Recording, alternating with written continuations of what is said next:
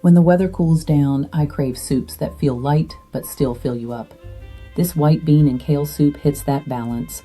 Warm, simple, and full of goodness. You only need a few basics: cannellini beans, fresh kale, diced yellow onion, carrots, garlic, and a little broth.